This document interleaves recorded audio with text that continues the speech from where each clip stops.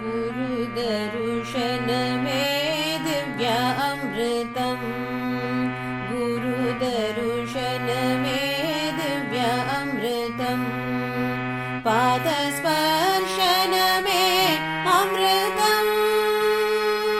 पादस्पर्शन मे अमृतम् गुरुनामामृत मे